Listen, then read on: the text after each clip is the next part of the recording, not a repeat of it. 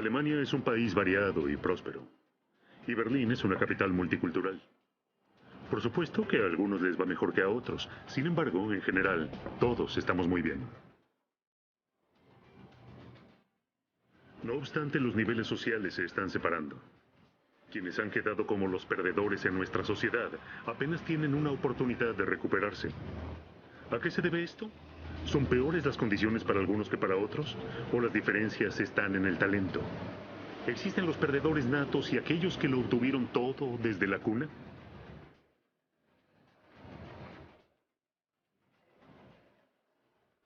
La inteligencia es hereditaria. Por eso no da igual quién tiene hijos. En un depósito de chatarra, ningún genio se convertirá en Einstein.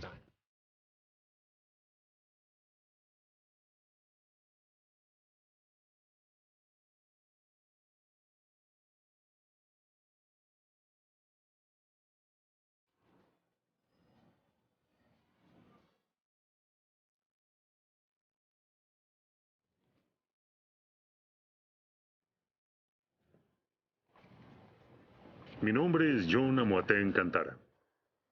He realizado el bachillerato y he terminado mis estudios universitarios.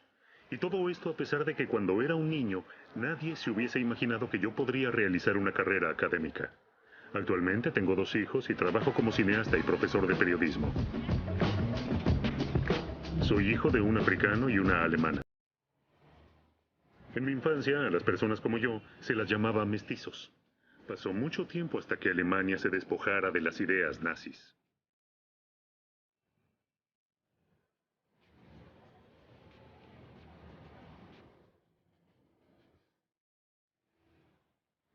También los estereotipos se mantuvieron por mucho tiempo. A las personas de raza negra se las consideraba emocionalmente impulsivas y talentosas para la música, pero nadie los creía capaces de ganar un premio Nobel.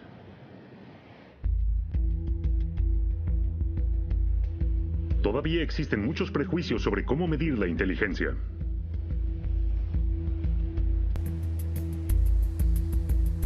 A las niñas aún se les atribuye principalmente que tienen muchos problemas con las matemáticas y las ciencias naturales. A las personas obesas se las considera holgazanas y tontas. Estas tesis del bestseller de Thilo Sarrazin, Alemania se suprime a sí misma, me recuerda a los prejuicios a los que me enfrentaba cuando era un niño.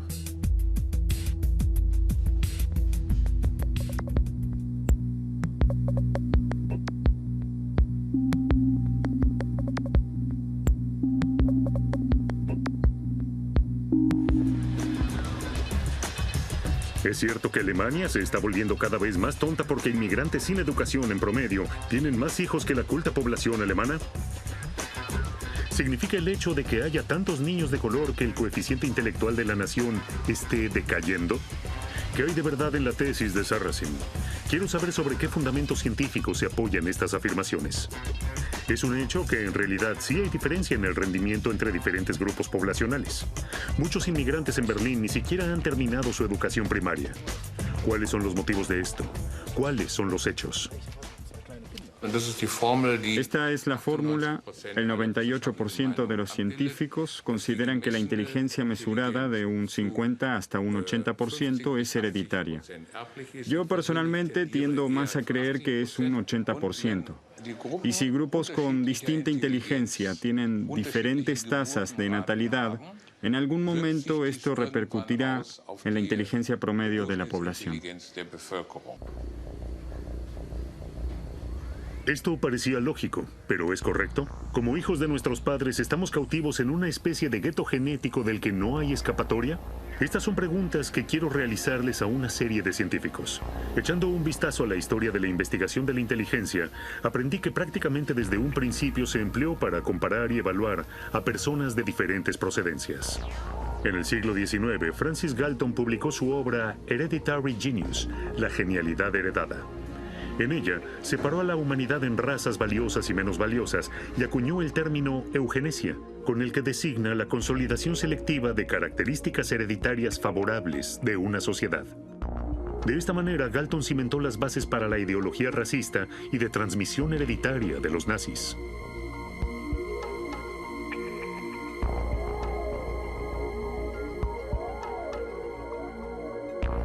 Según este concepto ingenuo de transmisión hereditaria, de la unión de alguien inteligente con alguien inteligente, llegaría a existir alguien súper inteligente, mientras que de la unión de alguien tonto con alguien tonto, solo podría resultar alguien muy tonto. La inteligencia es hereditaria, y por eso no es indiferente quien tiene hijos. La educación es importante, por esto no es lo mismo el tipo de sistema educativo que se tenga. Pero esto también es cierto. Con más educación solo se puede compensar hasta cierto grado una deficiencia de inteligencia. ¿Por eso da realmente igual quién tiene hijos? Al parecer aún hoy es muy grande la tentación de tratar la inteligencia como un factor biológico que es diferente en etnias distintas. ¿Existen realmente estas diferencias genéticas? Y si es así, ¿cómo afecta en la inteligencia? Estas son preguntas que me gustaría plantearles a los biólogos evolucionistas más importantes de Alemania.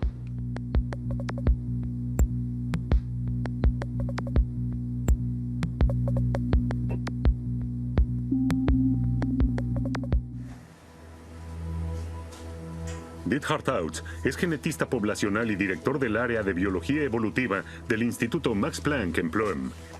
Él considera que intentar diferenciar las etnias biológicamente es científicamente cuestionable. El hombre es una de las especies más homogéneas que existe sobre la Tierra. De hecho, no existe ninguna raza en el sentido biológico, sino que probablemente sea incluso más bien una clasificación cultural que una clasificación basada genéticamente. El hecho es que las características se heredan independientemente unas de otras, así que una asociación, como se dice genéticamente, entre la inteligencia y el color de piel es como mínimo no demostrable. Las leyes de transmisión genética de Mendel que estudié de niño en las clases de biología describen la herencia dominante recesiva de características que son definidas mediante un único gen. La ciencia sabe actualmente que ciertas características como la altura, el peso y la pigmentación se definen por un gran número de genes. ¿Esto también es válido para la inteligencia? Con toda seguridad, en la formación de la inteligencia participan muchos genes. Tiene un componente genético, de eso no hay ninguna duda. En nuestra jerga lo llamamos rasgo poligénico. Y las reglas de la herencia de rasgos poligénicos son en realidad, por su parte, objeto de una activa investigación, de la que nosotros también nos ocupamos. De hecho, aún no la hemos comprendido por completo. Con cada niño, la naturaleza vuelve a mezclar la combinación genética. La inteligencia no es una herencia dominante, como quizás lo sea el color de ojos. En la actualidad, la ciencia puede decir esto definitivamente. La tesis de atontamiento de Thilo Sarrazin no puede aplicarse a la genética poblacional. Pero la naturaleza de la inteligencia es realmente muy difícil de comprender. Incluso la definición del término es discutida desde hace más de 100 años. Los test de inteligencia son una herramienta habitual de los psicólogos desde hace décadas. Sin embargo, inteligencia es siempre lo que considere cada sociedad, y naturalmente es definida de un modo distinto por cada sociedad, y se la intenta medir.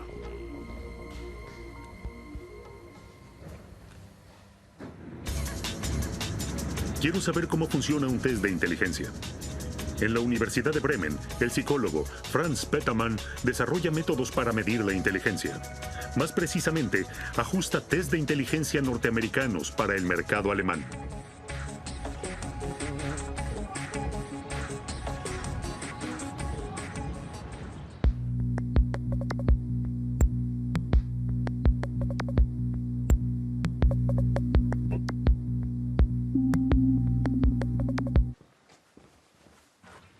Aparentemente la mayor dificultad es establecer estándares. Es decir, plantear preguntas que ofrezcan resultados reproducibles y que permitan un enunciado de cuán inteligente es alguien en comparación con otra persona de su edad. Si sencillamente preguntáramos de qué depende la inteligencia, podría decirse que en buena medida de cuán buena es mi memoria, porque es el depósito que me ayuda a buscar información con la que puedo resolver un problema. También cuán rápido puedo encontrar esa información, cuán rápido puedo procesarla. Todos esos serían rasgos decisivos que son parte de la descripción de la inteligencia. O piensa en lo que probablemente piensa primero, el pensamiento lógico. Quien es inteligente puede resolver problemas y puede pensar de una manera lógica. Él explica que en promedio, más bien la mayoría de las personas son dotadas. El 68% se encuentra cerca de los valores medios. Alrededor del 14% tienen una inteligencia por arriba del promedio y aproximadamente la misma cantidad por debajo del promedio. Los resultados siempre se comparan en relación a la edad de la persona que hace el test. Es por esto que la ciencia habla de cocientes intelectuales. Los test de inteligencia miden en esencia 3 áreas: el pensamiento lógico-matemático, la imaginación espacial y el vocabulario individual. Nada más. Alrededor del 30% del rendimiento escolar o profesional puede explicarse o predecirse a través de esta inteligencia mesurable, dicen los expertos. Para un pronóstico meteorológico, una precisión del 30% no es bastante buena, pero un coeficiente intelectual superior a la media tampoco es ninguna garantía de éxito educativo y social. Para esto también es necesaria la motivación, la autodisciplina y el empeño, es decir, una predisposición al buen rendimiento.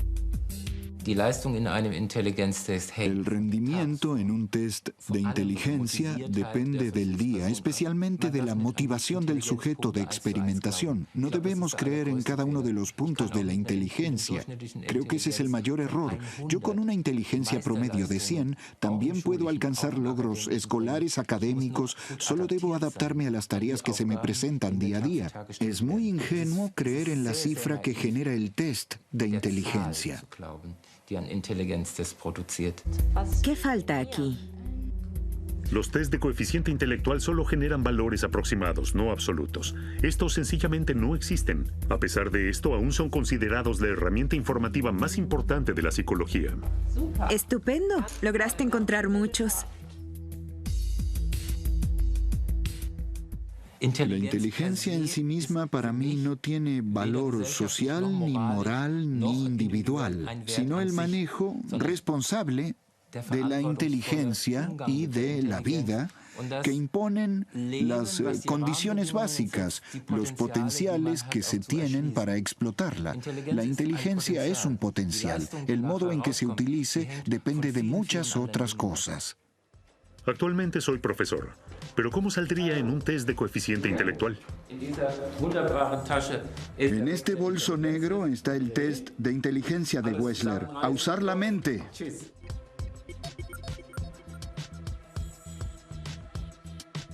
El test de inteligencia. Ordenar lógicamente símbolos crípticos bajo presión de tiempo. Clasificar bloques según su forma. Ah, claro.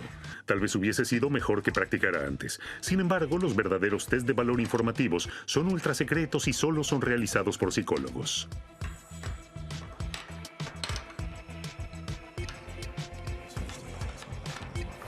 No logro hacerlo. Tiempo.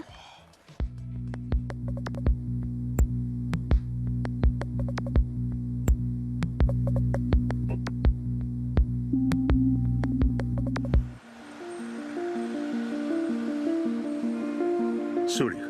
En la Escuela Politécnica Federal, Elsbeth Stern investiga cómo aprendemos las personas a desarrollar nuestro potencial de inteligencia. Ya lo sé, la inteligencia es en parte una lotería de los genes, pero ¿qué hace falta para poder desarrollar el potencial de inteligencia individual de una persona? Ningún estudio de aprendizaje podría realizarse sin un test de cociente intelectual. Forman la base empírica para poder comparar el rendimiento intelectual de cada persona. Sin embargo, esto tiene una contrariedad. Los test de inteligencia se remiten siempre a un grupo homogéneo. Esto me hace evidente que un bosquimano de África en el Kalahari necesita otro tipo de inteligencia que un banquero de Wall Street. Esto significa que cada cultura necesitaría sus propios test de inteligencia.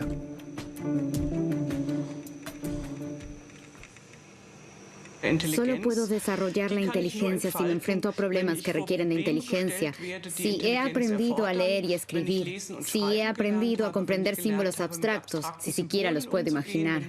Podemos contar con los mejores genes de la inteligencia, pero si nos encontramos en una cultura donde no es habitual leer ni escribir, entonces no podremos desarrollar la inteligencia del modo en que nosotros la entendemos. Más allá de los muchos esfuerzos educativos,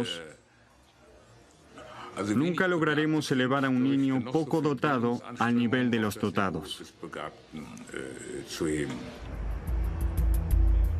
Dicho de otra manera, esto también significa que si las oportunidades de desarrollo fuesen iguales para todos los niños, sería evidente quién es dotado por naturaleza. El documental de la ZDF, Halb und Halb, tematizó en 1971 la situación en Alemania Occidental de los denominados niños mestizos, niños como yo. La sociedad se libra del problema en la escuela. Como todos los niños que según sus orígenes sociales no cuentan con igualdad de oportunidades educativas, los mestizos también son expulsados al gueto de las escuelas especiales. ¿Puedes hacerlo tú? Tenía un casco en la cabeza. Investigaciones sobre niños mestizos en Alemania han mostrado que no son ni más tontos ni más inteligentes, ni mejores ni peores que sus compañeros blancos. Profesor Eifert, usted llevó a cabo una investigación sobre la situación de los niños mestizos en Alemania. ¿A qué resultados ha llegado? El entorno de los niños ha dificultado marcadamente su desarrollo. Si uno observa a qué escuelas han ido, cuán a menudo han sido separados de sus madres, o si observamos lo duros que han sido sus procesos de formación educativa, entonces podemos decir que estos niños en general han tenido oportunidades de desarrollarse de una manera mucho peor a lo que podemos imaginar.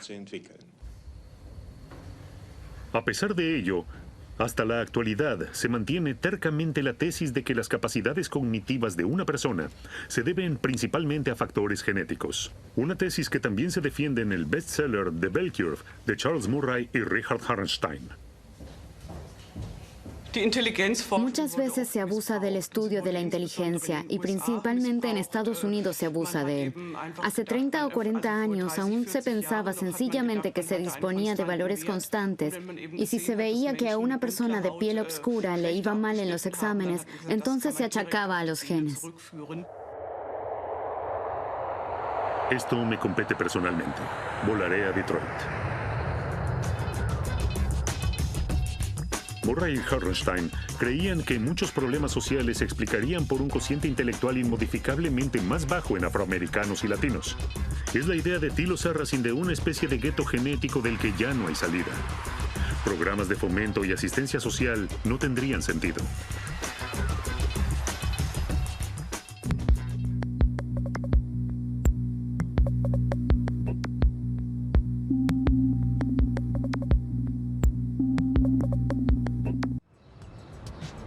Me encontraré con el psicólogo social Richard Nisbett. Él está estudiando desde hace décadas las consecuencias del desamparo social en el desarrollo de la inteligencia. Esto no se da en ningún otro lugar mejor que en Estados Unidos. Nisbett ha visitado cientos de familias, ha realizado observaciones y planteado preguntas, y así ha percibido diferencias. Un ejemplo típico. Un niño de 3 años en una familia de clase media es elogiado 6 veces más de lo que se lo regaña. En una familia obrera, la relación ya desciende a 2 elogios por regaño.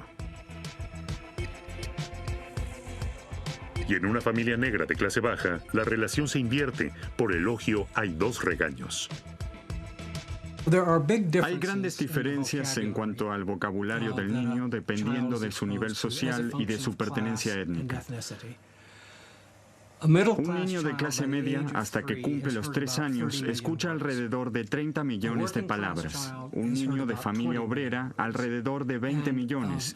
Y un niño de un gueto negro, unas 10 millones de palabras. Más allá de los límites de los niveles sociales, cuantas más palabras se escuchen, a más conceptos se está expuesto. En una familia de clase media, es como en un partido de tenis. El niño les tira la pelota a los padres y ellos se la devuelven. Es un ir y venir. En las familias obreras, muchas veces es como en una calle de mano única. Los padres al niño o al revés. Y eso es todo. Allí no existe ese intercambio. ¿Son las conductas de aprendizaje innatas en las familias? ¿O son las diferencias culturales y sociales las que tienen la mayor influencia sobre el potencial intelectual de los niños? Todos los nuevos resultados del estudio de la inteligencia apuntan hacia la misma dirección. Las capacidades cognitivas de una persona son un reflejo de su entorno. En la clase media alta, el cociente intelectual se puede explicar muy bien por los genes. ¿Por qué? Bueno, porque allí las condiciones del entorno son muy similares. Las condiciones familiares del Dr. Smith probablemente no sean distintas a las del abogado Meyer. Ambos ofrecen excelentes condiciones en entornos similares. Aquí lo único que podría producir diferencias son los genes. Del otro lado del espectro social, en la clase baja de Estados Unidos y Europa, la relación entre los genes y el cociente intelectual es demasiado trivial, prácticamente inexistente. ¿Por qué? Bueno, en la clase baja, las condiciones pueden ser tan buenas como en la clase media alta, hasta completamente caóticas y destructivas. Si existen diferencias tan enormes, el entorno es el factor motriz. En ese caso, los genes prácticamente no cuentan.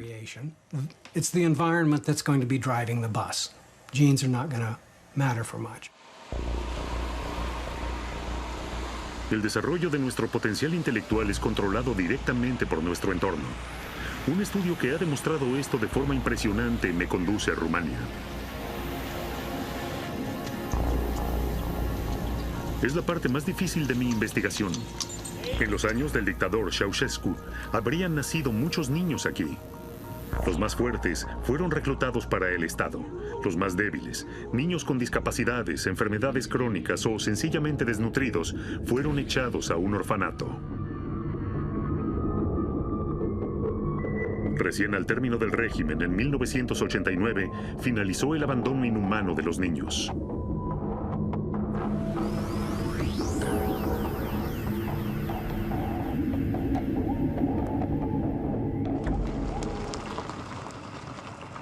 Instituciones benéficas privadas o religiosas acogieron la gran cantidad de niños huérfanos.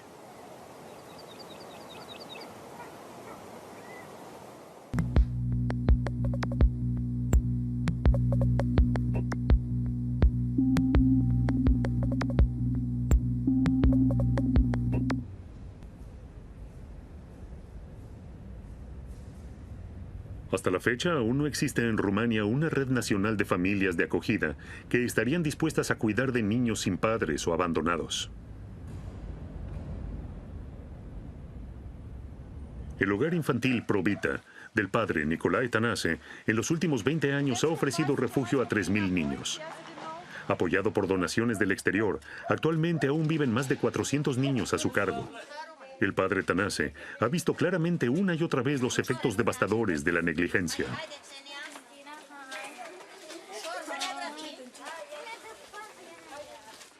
Existen muchos factores que son necesarios para un desarrollo saludable.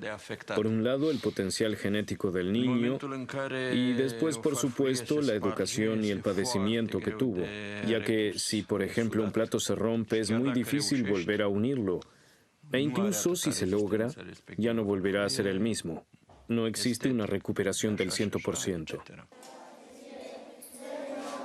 Los niños que viven actualmente en el hogar Probita conocen el cariño y se los cuida y atiende dignamente. Puedo verlo con mis propios ojos. Sin embargo, ¿qué consecuencias tiene el abandono sistemático de niños? Esta es una cuestión que les interesa profundamente a los científicos. Experimentos de aislamiento en seres humanos o incluso en niños son éticamente injustificables. Quienes quieren saber qué efecto tiene la separación de la madre, el aislamiento y el abandono en recién nacidos o niños pequeños, generalmente experimenta con lauchas o ratas. Por esta razón, el Bucharest Early Intervention Project es un estudio único a nivel mundial. Bajo el control de una comisión de ética, científicos de la Universidad Norteamericana de Harvard desarrollan un experimento extraordinario.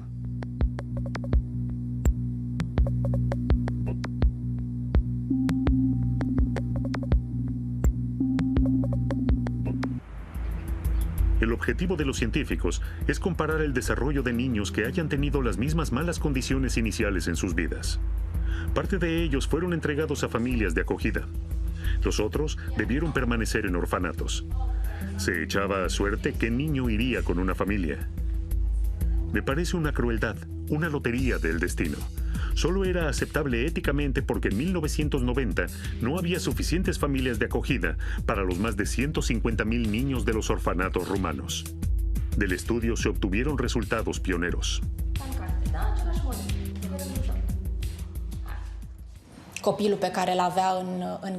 Cuanto antes comenzó el descuido de un niño y mientras más tiempo duró, más perjudicado se vio el desarrollo del cerebro y con ello la inteligencia.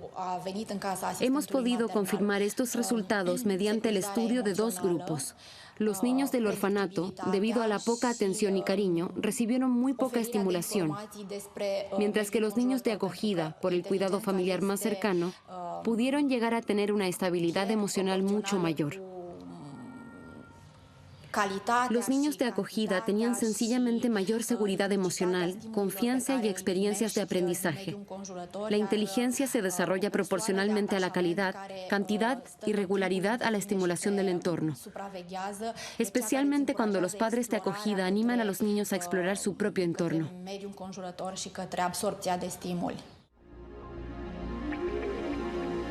Los primeros de los 136 huérfanos de entre 6 y 31 meses de edad que fueron escogidos para el estudio actualmente ya tienen 15 años. Su familia de acogida fue acompañada y observada intensamente todo este tiempo.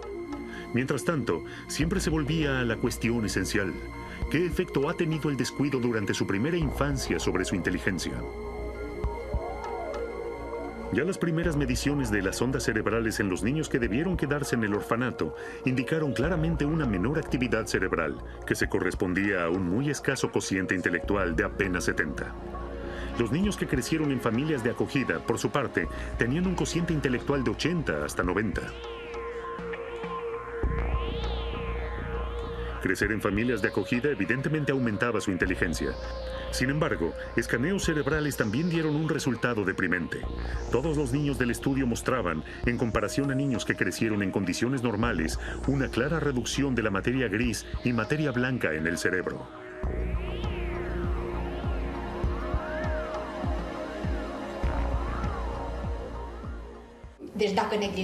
Si el abandono de un niño comienza ya desde temprano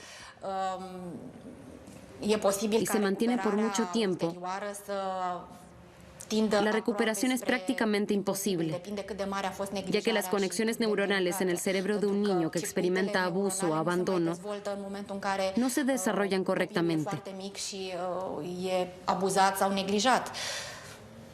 Si estas conexiones neuronales fueron dañadas, no pueden desarrollar su inteligencia. Estoy de regreso en Bremen y me pregunto, ¿cómo es posible que el entorno tenga una influencia directa en el desarrollo de nuestro cerebro? Todos hemos escuchado alguna vez acerca de las conexiones neuronales en el cerebro, las sinapsis. ¿Es su cantidad un indicativo de nuestra inteligencia? En Cognium, el laboratorio de Centro de Ciencias Cognitivas de la Universidad de Bremen, quiero averiguar más acerca de la relación entre el entorno y la transmisión hereditaria. Las bases biológicas de la inteligencia siguen siendo hoy bastante poco claras. Tal vez ayude un vistazo a mi órgano pensante. Las tomografías de resonancia magnética permiten actualmente una medición sin esfuerzo de las capas más profundas del cerebro. Se pueden descubrir muy rápidamente modificaciones en el tejido.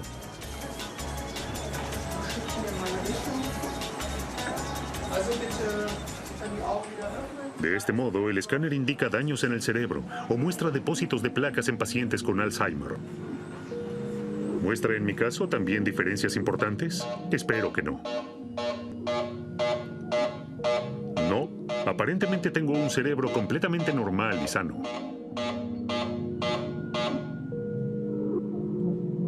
La masa gris, es decir, las células del cerebro, se encuentran donde deberían estar. Sin embargo, los científicos no pueden deducir mi cociente intelectual a partir de allí.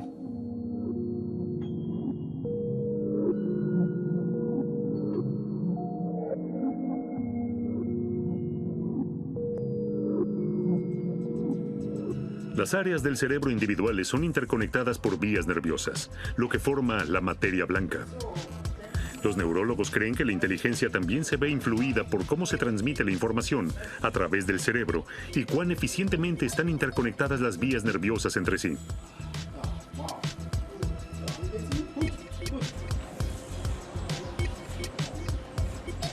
Los niños rumanos del orfanato estudiados tenían significativamente menos materia cerebral gris y blanca. Que este resultado lleve a una reducción del rendimiento intelectual me es evidente, pero no me explica aún cuán importante es el entorno en esto.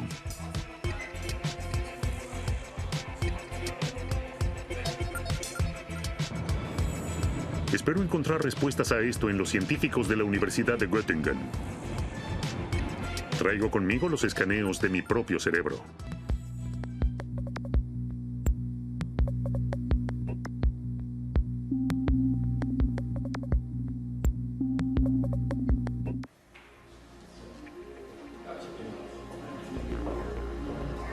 Lars Penke investiga la calidad de las conexiones neuronales. Procesos de resonancia magnética prueban que la vida no pasa sin dejar huellas en nuestro cerebro. Este es moldeable. Estudios han demostrado que precisamente los adolescentes aún pueden tener grandes brincos en su cociente intelectual. Y los científicos ven que cuanto más intactas estén las conexiones neuronales, mayor será la inteligencia. Dependiendo de las experiencias, el cerebro puede cambiar. Y esto, por supuesto, es más marcado en la primera infancia y también durante la pubertad. Muchas partes del cerebro llegan a su madurez recién durante la pubertad. Primero se forman en el cerebro abundantes conexiones neuronales y entonces, dependiendo de las experiencias, se eliminan o se vuelven a reconstruir según sea necesario. De esta manera, el cerebro tiene un buen funcionamiento y un rendimiento cotidiano razonable. Ha aprendido a manejarse en el mundo y esta plasticidad se mantiene hasta cierto grado durante toda la vida. Entonces, las experiencias de aprendizaje se representan en el cerebro durante toda la vida por variaciones flexibles. Penke no ha encontrado nada extraño en mis conexiones neuronales. Uno aprende durante toda la vida, pero lo que se ha aprendido en la primera infancia en cuanto a cariño y estabilidad emocional es muy difícil de compensar, independientemente de la potencial inteligencia individual heredada.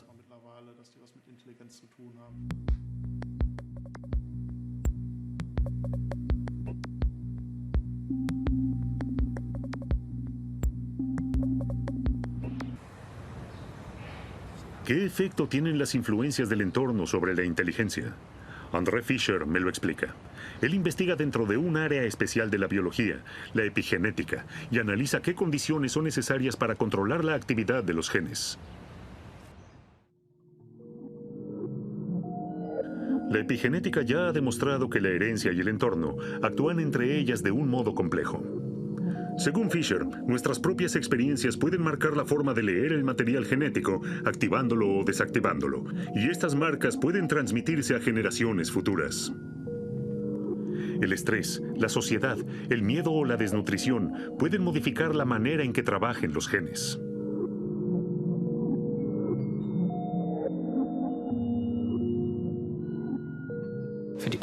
Para la cognición no significa otra cosa que, lógicamente, nuestro rendimiento cognitivo depende de los genes que tenemos.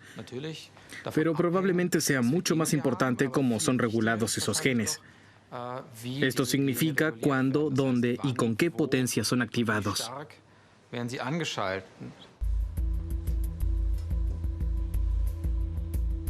Una buena memoria es un indicativo de inteligencia. André Fischer realiza experimentos con ratones respecto al desempeño de la memoria. Yo lo llamo test de coeficiente intelectual para roedores.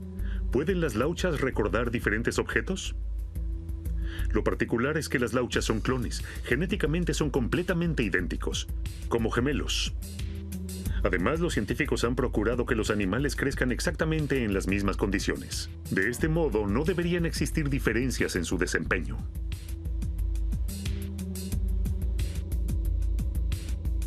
Entonces, los científicos modifican las condiciones del entorno de las lauchas. A un grupo de lauchas se les hace realizar actividades. Mientras que unas entrenan, las otras se mantienen sin hacer nada. El resultado es inequívoco. Debido a la realización de actividades, las lauchas atléticas tuvieron un mejor desempeño en el test de memoria que los roedores inactivos.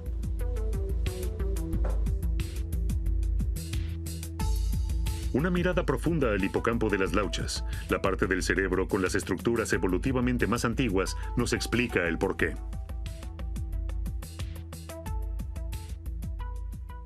Aquí son representados unos 700 genes que se diferencian entre sí. Observamos que este modelo de 700 genes se correlaciona con el desempeño cognitivo. La correlación de la actividad de los genes en las neuronas en esta región del cerebro es importante para el almacenamiento de la memoria. Hay genes que son azules y se vuelven rojos mientras mejor realiza la laucha el test. Es decir, la manera en que afectan los genes a las funciones mentales y a la conducta es muy flexible y cambiable. Sin embargo, las lauchas no son seres humanos. La inteligencia necesita un entorno estimulante. De lo contrario, no puede desarrollarse. También estoy completamente segura de que en la población de inmigrantes en Alemania hay aletargado un gran potencial de coeficiente intelectual que aún no ha sido desarrollado. Probablemente tanto en niñas como en niños, ya que los niños no han sido estimulados oralmente desde temprano y tal vez también porque debido a problemas con el lenguaje la formación escolar no les ha servido. Es decir, allí seguramente hay más que sacar de lo que hemos sacado hasta ahora y esa es una negligencia terrible. Al gueto genético se le suma el gueto social. ¿Qué culpa tienen los niños de la cultura en la que crecen o de cuánta importancia le dan los padres a la educación?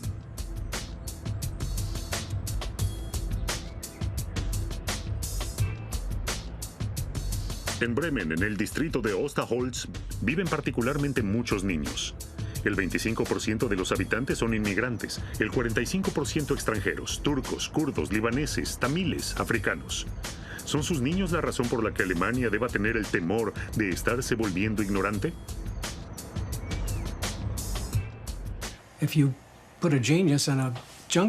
En un depósito de chatarra, ningún genio se convertirá en Einstein. Los genes no pueden hacer nada. Es por esto que una política social equilibrada es esencial. Si no fuese tan triste, podríamos reírnos de esto. Todos esos ricos, presumidos de Nueva York, intentan llevar a sus hijos a las mejores guarderías. Esto no cambiará en absoluto el cociente intelectual de sus hijos. Sin embargo, del otro lado del espectro social, en la clase baja, buenas condiciones de aprendizaje mejorarían directamente el coeficiente intelectual del individuo y de todo el grupo. En la Escuela Integrada Ost de Bremen, los profesores y los estudiantes desde hace años luchan con éxito contra la estigmatización. Precisamente porque prácticamente la mitad de los más de 1.300 estudiantes tiene antecedentes de inmigración. Aquí se representan más de 80 naciones diferentes. Para que esto funcione, la escuela impuso un riguroso código de comportamiento. Al empeño y la disciplina se le suman ofertas de estudio y apoyo individual, ya que de hecho la persona misma puede influir en cuánto aprovecha su potencial de inteligencia heredado, especialmente cuando es estimulado y se deja estimular. Recién tras numerosos proyectos escolares, muchos adolescentes ven que vale la pena el esfuerzo y que son capaces. La Escuela Integrada Ost fue la primera escuela de jornada completa en Bremen. Invierte mucho tiempo en sus estudiantes y esta inversión con el tiempo está dando buenos resultados. Yo no soy la primera de la familia que alcanza el bachillerato. Mi hermano también lo ha hecho ya y mi hermana también lo hizo. Pero entre mis tíos y tías, mis hermanos y yo, hemos sido los primeros. Sin profesores y un colegio comprometido, esto no funciona.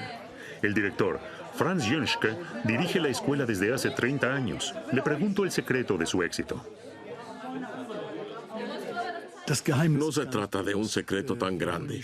Sacamos a los estudiantes de donde están y queremos a nuestros estudiantes. Nuestros profesores trabajan precisamente en los puntos débiles. Ellos reconocen muy rápidamente en qué precisan ayuda nuestros estudiantes y se dedican a ello. Al principio tienen muchos puntos débiles, diferencias, problemas, pero el apoyo individual y el espíritu de equipo han llevado a que en los últimos 2 años todos los estudiantes hayan alcanzado un título, a menudo el bachillerato. Las escuelas deben esforzarse tanto como los estudiantes. Los niños tienen tan poca influencia en el potencial genético que heredan de sus padres como en el entorno en el que nacen. Integración significa ofrecer estímulo para el desarrollo y darles a todos los niños las mejores posibilidades de desarrollo, más allá de su origen.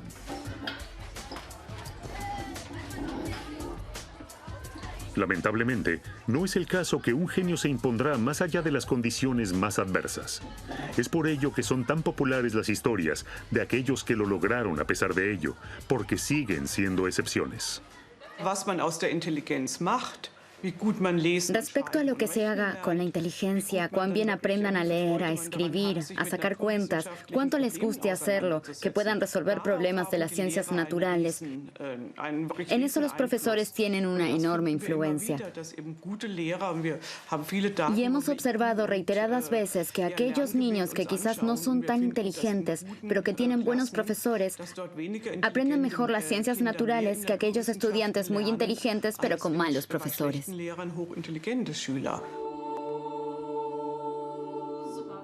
La calidad de enseñanza del profesor es muy importante, porque tienen las mayores posibilidades de mediar entre los niveles de población con desventaja educativa y aquellas con ventajas. Recién cuando todos tengan las mismas buenas condiciones, se mostrará a quién la naturaleza le ha ayudado un poco más.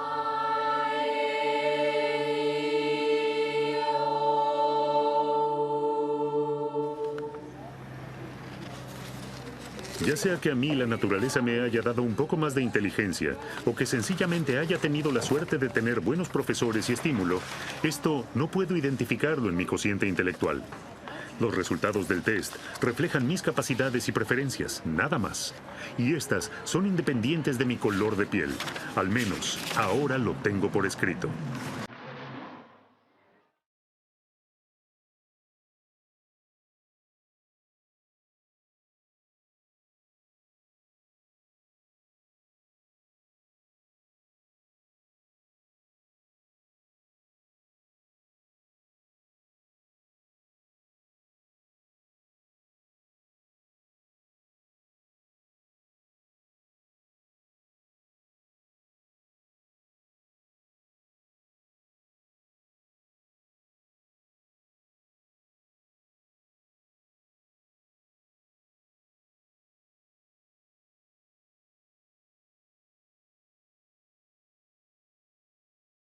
De rasgos poligénicos son en realidad por su parte objeto de una activa investigación, de la que nosotros también nos ocupamos. De hecho, aún no la hemos comprendido por completo.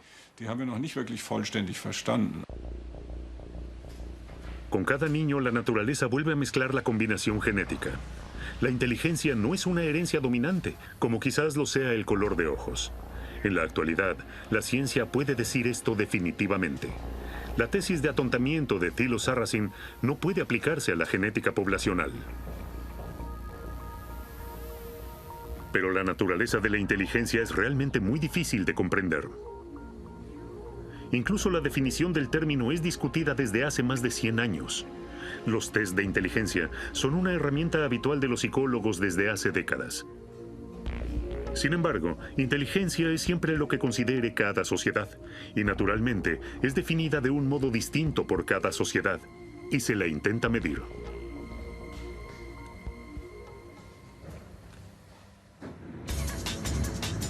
Quiero saber cómo funciona un test de inteligencia. En la Universidad de Bremen, el psicólogo Franz Petermann desarrolla métodos para medir la inteligencia. Más precisamente, ajusta test de inteligencia norteamericanos para el mercado alemán.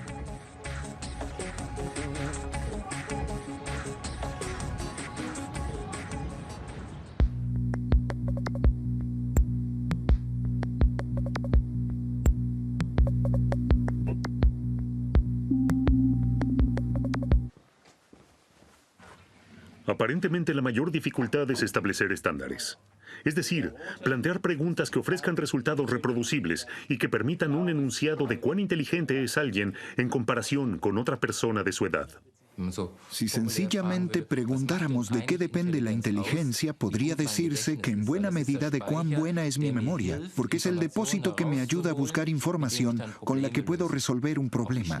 También cuán rápido puedo encontrar esa información, cuán rápido puedo procesarla. Todos esos serían rasgos decisivos que son parte de la descripción de la inteligencia. O piensa en lo que probablemente piensa primero, el pensamiento lógico. Quien es inteligente puede resolver problemas y puede pensar de una manera lógica. Él explica que en promedio, más bien la mayoría de las personas son dotadas. El 68% se encuentra cerca que tienen muchos problemas con las matemáticas y las ciencias naturales. A las personas obesas se las considera holgazanas y tontas. Estas tesis del bestseller de Thilo Sarrazin, Alemania se suprime a sí misma, me recuerda a los prejuicios a los que me enfrentaba cuando era un niño.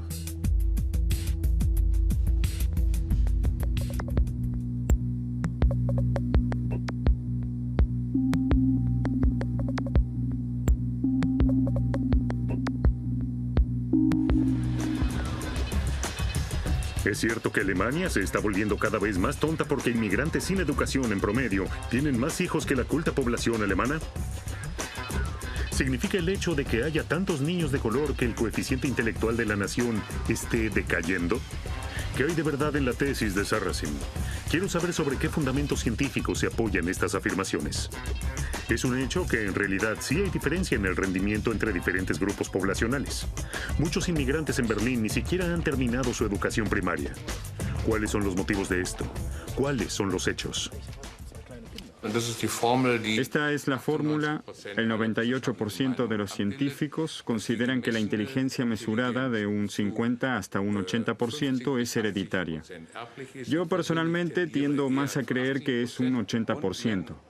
Y si grupos con distinta inteligencia tienen diferentes tasas de natalidad, en algún momento esto repercutirá en la inteligencia promedio de la población.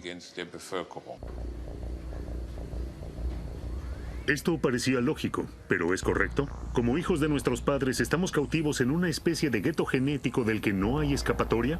Estas son preguntas que quiero realizarles a una serie de científicos. Echando un vistazo a la historia de la investigación de la inteligencia, aprendí que prácticamente desde un principio se empleó para comparar y evaluar a personas de diferentes procedencias.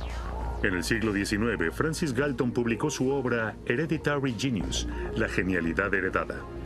En ella, separó a la humanidad en razas valiosas y menos valiosas y acuñó el término eugenesia, con el que designa la consolidación selectiva de características hereditarias favorables de una sociedad. De esta manera, Galton cimentó las bases para la ideología racista y de transmisión hereditaria de los nazis.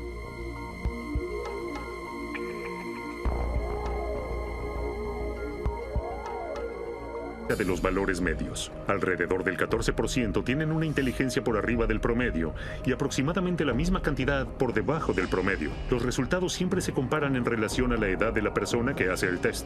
Es por esto que la ciencia habla de cocientes intelectuales.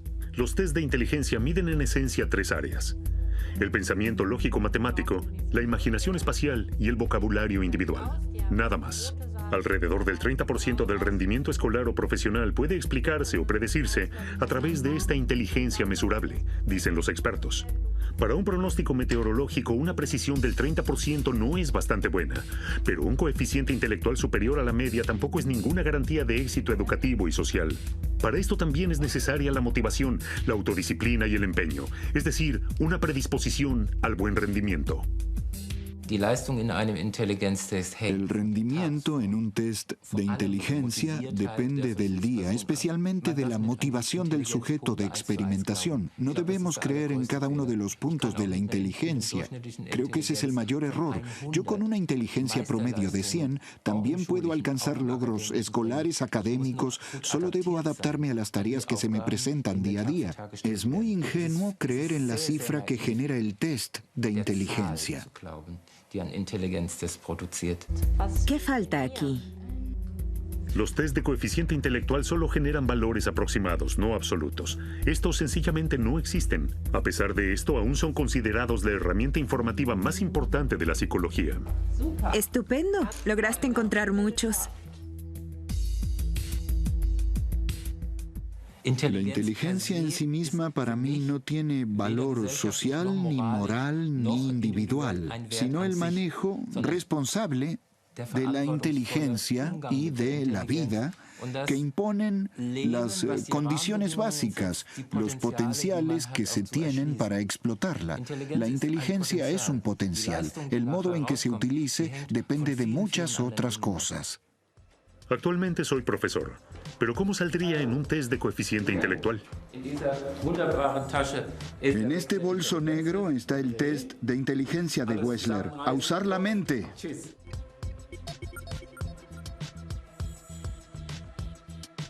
El test de inteligencia. Ordenar lógicamente símbolos crípticos bajo presión de tiempo. Según este concepto ingenuo de transmisión hereditaria, de la unión de alguien inteligente con alguien inteligente, llegaría a existir alguien superinteligente, mientras que de la unión de alguien tonto con alguien tonto, solo podría resultar alguien muy tonto. La inteligencia es hereditaria, y por eso no es indiferente quien tiene hijos. La educación es importante, por esto no es lo mismo el tipo de sistema educativo que se tenga. Pero esto también es cierto. Con más educación solo se puede compensar hasta cierto grado una deficiencia de inteligencia. ¿Por eso da realmente igual quién tiene hijos? Al parecer aún hoy es muy grande la tentación de tratar la inteligencia como un factor biológico que es diferente en etnias distintas. ¿Existen realmente estas diferencias genéticas? Y si es así, ¿cómo afecta en la inteligencia? Estas son preguntas que me gustaría plantearles a los biólogos evolucionistas más importantes de Alemania.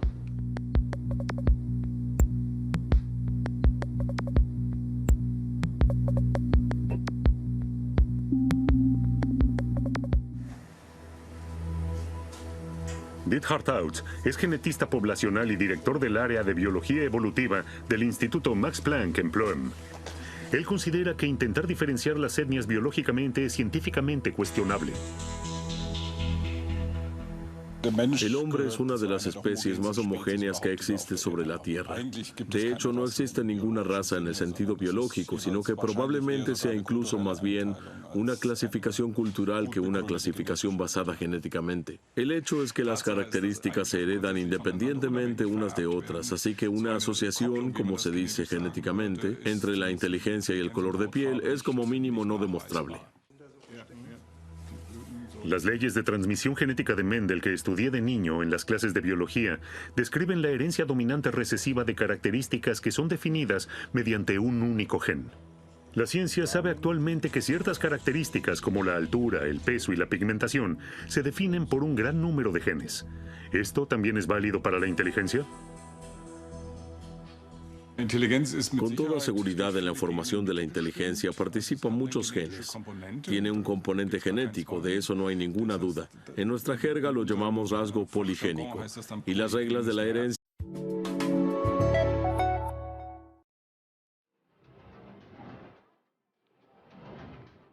Alemania es un país variado y próspero. Y Berlín es una capital multicultural. Por supuesto que a algunos les va mejor que a otros. Sin embargo, en general, todos estamos muy bien. No obstante, los niveles sociales se están separando. Quienes han quedado como los perdedores en nuestra sociedad apenas tienen una oportunidad de recuperarse. ¿A qué se debe esto? ¿Son peores las condiciones para algunos que para otros? ¿O las diferencias están en el talento?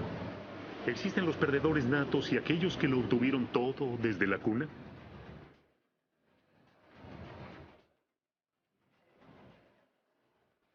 La inteligencia es hereditaria, por eso no da igual quién tiene hijos. En un depósito de chatarra, ningún genio se convertirá en Einstein.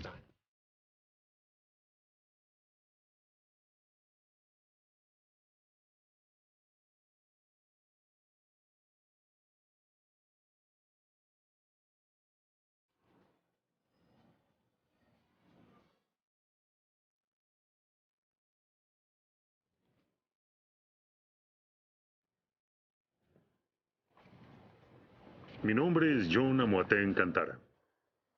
He realizado el bachillerato y he terminado mis estudios universitarios. Y todo esto a pesar de que cuando era un niño, nadie se hubiese imaginado que yo podría realizar una carrera académica.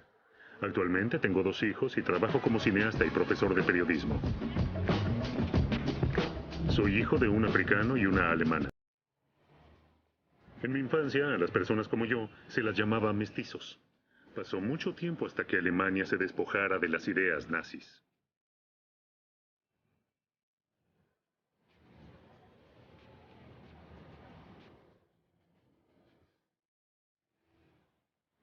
También los estereotipos se mantuvieron por mucho tiempo. A las personas de raza negra se las consideraba emocionalmente impulsivas y talentosas para la música, pero nadie los creía capaces de ganar un premio Nobel.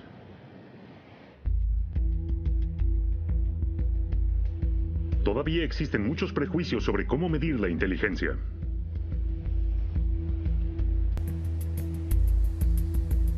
A las niñas aún se les atribuye principalmente... ¿Existen realmente estas diferencias genéticas? Y si es así, ¿cómo afecta en la inteligencia? Estas son preguntas que me gustaría plantearles a los biólogos evolucionistas más importantes de Alemania.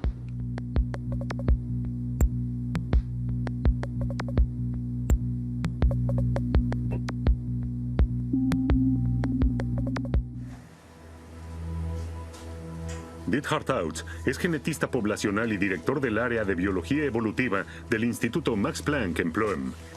Él considera que intentar diferenciar las etnias biológicamente es científicamente cuestionable. El hombre es una de las especies más homogéneas que existe sobre la Tierra. De hecho, no existe ninguna raza en el sentido biológico, sino que probablemente sea incluso más bien una clasificación cultural que una clasificación basada genéticamente. El hecho es que las características se heredan independientemente unas de otras, así que una asociación, como se dice genéticamente, entre la inteligencia y el color de piel es como mínimo no demostrable. Las leyes de transmisión genética de Mendel que estudié de niño en las clases de biología describen la herencia dominante recesiva de características que son definidas mediante un único gen. La ciencia sabe actualmente que ciertas características como la altura, el peso y la pigmentación se definen por un gran número de genes. ¿Esto también es válido para la inteligencia? Con toda seguridad en la formación de la inteligencia participan muchos genes. Tiene un componente genético, de eso no hay ninguna duda. En nuestra jerga lo llamamos rasgo poligénico. Y las reglas de la herencia de rasgos poligénicos son en realidad por su parte objeto de una activa investigación, de la que nosotros también nos ocupamos. De hecho, aún no la hemos comprendido por completo. Con cada niño, la naturaleza vuelve a mezclar la combinación genética.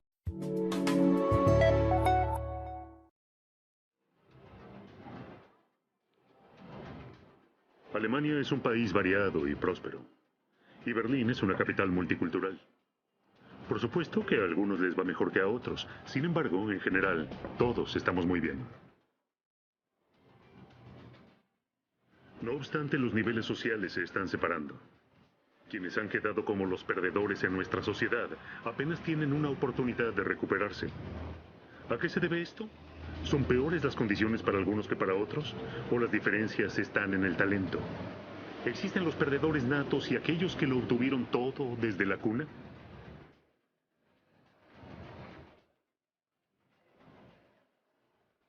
La inteligencia es hereditaria. Por eso no da igual quién tiene hijos.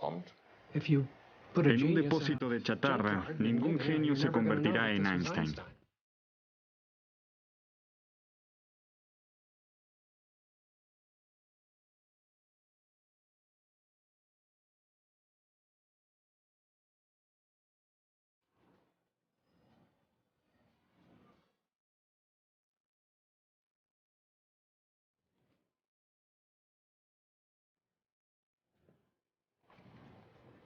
Mi nombre es John Amoateng Cantara. He realizado el bachillerato y he terminado mis estudios universitarios. Y todo esto a pesar de que cuando era un niño, nadie se hubiese imaginado que yo podría realizar una carrera académica. Actualmente tengo 2 hijos y trabajo como cineasta y profesor de periodismo. Soy hijo de un africano y una alemana. En mi infancia, a las personas como yo se las llamaba mestizos. Pasó mucho tiempo hasta que Alemania se despojara de las ideas nazis. La inteligencia no es una herencia dominante, como quizás lo sea el color de ojos. En la actualidad, la ciencia puede decir esto definitivamente. La tesis de atontamiento de Thilo Sarrazin no puede aplicarse a la genética poblacional. Pero la naturaleza de la inteligencia es realmente muy difícil de comprender. Incluso la definición del término es discutida desde hace más de 100 años. Los test de inteligencia son una herramienta habitual de los psicólogos desde hace décadas. Sin embargo, inteligencia es siempre lo que considere cada sociedad, y naturalmente es definida de un modo distinto por cada sociedad, y se la intenta medir.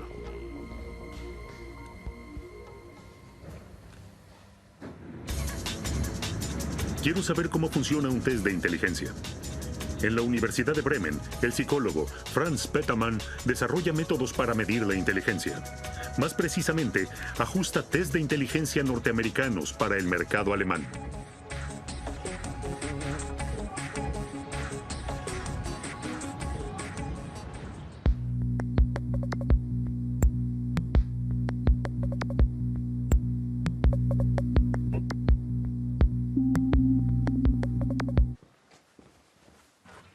Aparentemente la mayor dificultad es establecer estándares.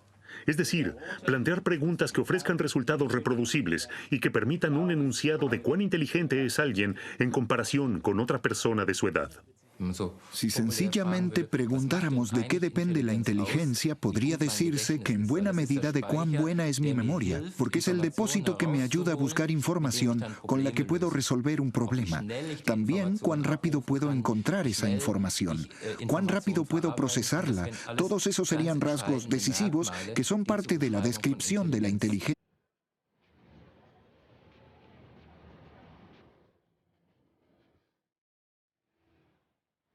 También los estereotipos se mantuvieron por mucho tiempo. A las personas de raza negra se las consideraba emocionalmente impulsivas y talentosas para la música, pero nadie los creía capaces de ganar un premio Nobel.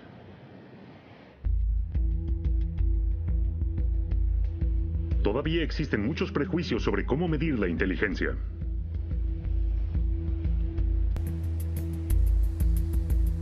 A las niñas aún se les atribuye principalmente que tienen muchos problemas con las matemáticas y las ciencias naturales. A las personas obesas se las considera holgazanas y tontas. Estas tesis del bestseller de Thilo Sarrazin, Alemania se suprime a sí misma, me recuerda a los prejuicios a los que me enfrentaba cuando era un niño.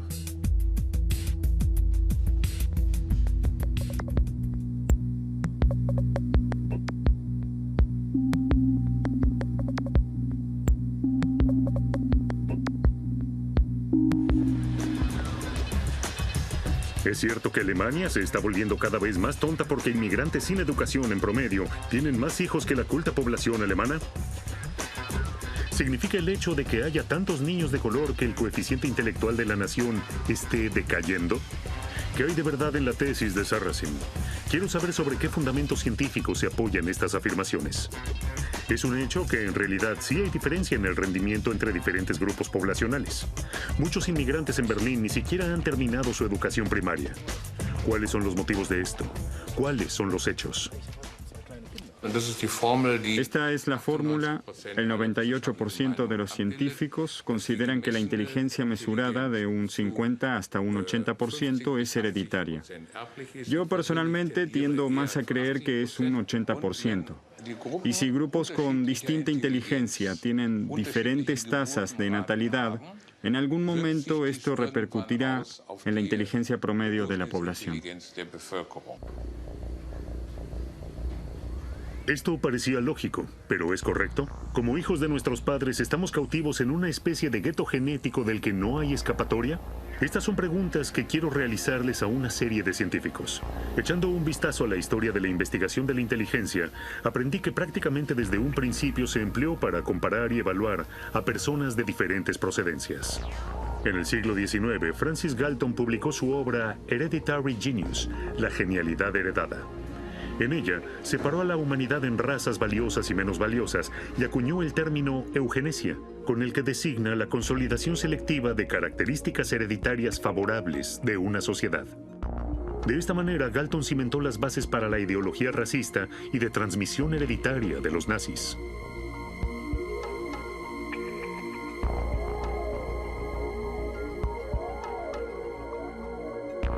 Según este concepto ingenuo de transmisión hereditaria, de la unión de alguien inteligente con alguien inteligente, llegaría a existir alguien superinteligente, mientras que de la unión de alguien tonto con alguien tonto, solo podría resultar alguien muy tonto. La inteligencia es hereditaria, y por eso no es indiferente quien tiene hijos. La educación es importante. Por esto no es lo mismo el tipo de sistema educativo que se tenga. Pero esto también es cierto. Con más educación solo se puede compensar hasta cierto grado una deficiencia de inteligencia. ¿Por eso da realmente igual quién tiene hijos? Al parecer, aún hoy es muy grande la tentación de tratar la inteligencia como un factor biológico que es diferente en etnias distintas.